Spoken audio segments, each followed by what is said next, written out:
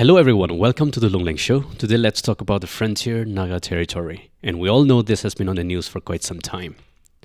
The idea of the ENPO demanding a separate statehood began in 2010 when they submitted a memorandum to the Prime Minister of India, Dr. Manmohan Singh, during the UPA rule, saying that they want to be separated from the state of Nagaland because of some development deficit problem in the eastern Nagaland area. So ENPO submitted this memorandum, and since then the movement for ENPO, a separate statehood for ENPO area, started since 2010, and it still goes on. And recently there has been new developments for which let's take a look one by one. So to give you a brief history of what actually happened, as early as August 2022, the ENPO passed a resolution to abstain from participating in the State Assembly election, which was to be conducted in February 2023.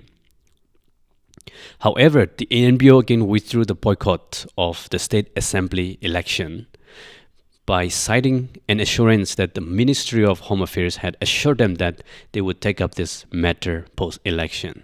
And that is the assurance that the Ministry of Home Affairs gave to the ENPO leadership. So because of that, they called off the boycott of assembly election, and the election was conducted fair and square, even in all parts of the eastern Nagaland area. So this is what happened. And since then, after the Nagaland State's Assembly election in 2023 February, the negotiation and the discussions around the separate statehood for Eastern Nagaland began because they had been given the assurance that they would pick up this issue. So as assured, the Ministry of Home Affairs took up this issue and started the negotiations and discussion with the ENPO leadership. And since then, it went on. And after that, out of the outcome of the negotiation and discussion with the ENPO leadership, there was a concrete outcome out of their discussion. Now it was the responsibility of the Ministry of Home Affairs to send the memorandum of settlement to the Nagaland state. So the Ministry of Home Affairs sent a separate letter or document to the state government asking and seeking for their comments and thoughts on that, since state of Nagaland is one of the stakeholders for that because it's still within the state of Nagaland. So however, that was sent in the beginning of this year. However, the state government delayed and did not give their comments to the center as demanded or as required. They delayed to give their comments on that because it seems there were many sticky issues to really think about. So accordingly and subsequently, because the state government had delayed the response to the center, by sending to the Ministry of Home Affairs, what they did was they again decided to boycott the Lok Sabha poll, which was conducted in the month of May. And since then, since they decided to boycott, this time they didn't look back. They actually boycotted the Lok Sabha election of 2024 in the month of May. So there was no Lok Sabha election conducted, although the poll officers were all there in the eastern side. There was no voting or any sort of the electoral process happening in the eastern areas of Nagaland. That's what happened.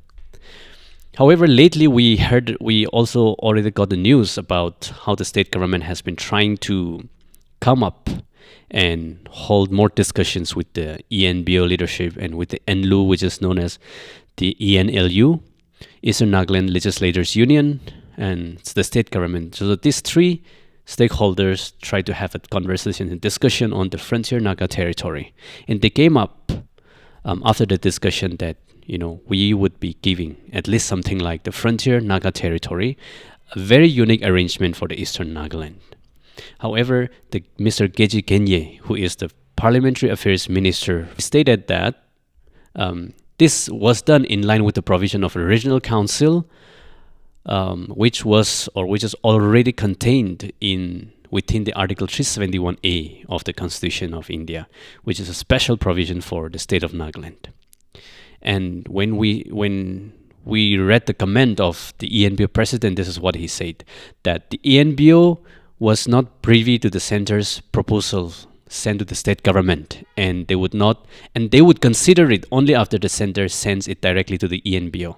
So meaning, when the central government sent the memorandum of settlement to the state government for their comment, the same copy was not sent to the ENPO. They don't know what kind of letter or what kind of memorandum they had sent to the state government. So they have not considered anything about it yet. However, the state government has considered about it. Now they have come up with their comments on memorandum of settlement that was sent to the state government by the center. Now, since the state government had given their thoughts and comments on that, they have forwarded to the central government. Now, let's look at some of the speculations around the state government's comment that they had sent to the central government.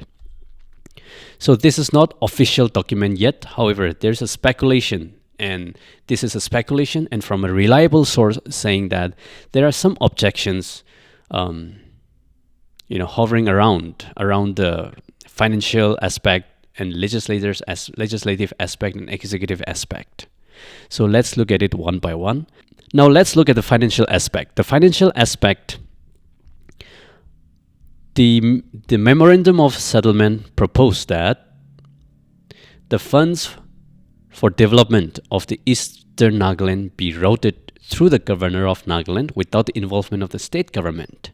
However, when the state government gave the comment on that, they had kind of objected to it, and they had sent their thoughts and comments to the center saying that the funds for development for Eastern Nagaland should be routed through the state government, and the state government would earmark about 30% of state plan budget for Eastern Nagaland. So this is one of the main points of contention. And also there is an aspect called the special provision, which is related to executive. Now the memorandum of settlement as well as the state government agrees equally to one thing, which is the deputy commissioner to coordinate with the FNTA in development matters in the FNTA area. So state government has no objection to that, and both go well. However, there is another contention point here. The central executive member of the FNTA to coordinate with the MPs and MLAs of FNT on development issues. This is one of the proposals submitted in the memorandum of settlement, which was sent to the state government by the center. This is one of it. However, the state government has omitted that part. In other words, the state government has an objection to that. The governor has to streamline the coordination between the state government and the FNTA. So whatever differences the state government and the FNTA have in the future, the governor have to coordinate and streamline and thresh out the differences and bring to a common conclusion for any matter whenever there is dispute or differences that arise between these two entities. However, the state government has an objection to that, and it has been omitted in their comment section. So they have not probably given an approval to this as well, because the state government believes and thinks that all authority of anything should be decided by the state government. Although FNT is there as one autonomy for the Eastern District, we should be the overseer of anything that comes within the state, because FNT will still be in the state of Nagaland, although they have autonomy. Now, what the Eastern Nagaland people are asking is, we want at least financial autonomy to be routed through the governor, like I said. And for any matter of disputes and conflict between the eastern side and the state government, it has to be resolved through the intervention of the governor. However, the state government has objected to that. There are many points and competences in the memorandum of settlement sent to the state government by the center. However, these are the most contentious areas, and as long as these are not taken care of, there will be no solution. Regardless, the other are not significant enough, but the most significant part is how the Eastern Nagaland is going to handle or operate the executive part and the financial aspect, as well as the legislature aspect. So these are the areas where they are not agreeing with each other. So in short, I would just summarize, okay? So the state government has already sent their comments to the central government. Now in their comments, they don't agree with the legislative, executive, and the financial powers to be solely with the FNT, Frontier Naga Territory. First point. And secondly, there will be no appointment authority or they will not set up a recruitment board, because FNT is still part of Nagaland. For any appointment as well as for any recruitment, the Nagaland state will still oversee to whatever is to be appointed, whoever is to be appointed and recruited in the FNT. So this is one of the commands of the Nagaland state. And the 49 members to be elected in the FNTA, Frontier Naga Territory Authority, and 20 NLU members will be ex officio members having voting rights. This is the comments. And number 4, all the central executive members of the FNTA will not enjoy the cabinet status, because the state government has strongly objected to that. Because memorandum of settlement proposed that the central executive member of the FNTA be given a cabinet status, and the deputy CEM, which is the central executive members of the FNT, be given a minister of state or minister status. However, the state government has strongly objected to that, so they will not be given a cabinet status as per the state government. They have an objection to that. And 5th point, the most important one, which is again the funding.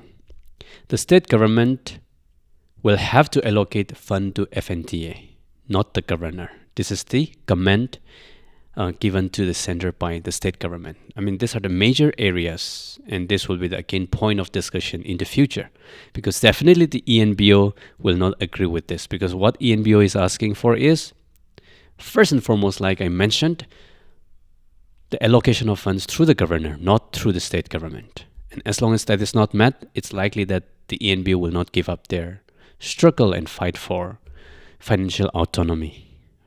Because that's the whole point why this ENPO movement for separate statehood began, because they felt deprived of the funds, that as long as the fund is routed through the state government, the ENPO area will always be neglected. That's their point of argument. So as long as the state government objects to that, the ENPO problem will still not be resolved. Now let's see what the central government, especially the Ministry of Home Affairs, has to say about the objections and the comments of objection given by the state, and they have been forwarded to the Ministry of Home Affairs. And we need to see, and we need to wait and see what the Ministry of Home Affairs would respond to these objections given by the state government. Because at the end of the day, when you look at the demands of ENPO, everything centers around financial autonomy. And they want all kinds of central funds to come to the eastern Nagaland area without the intervention of the state government.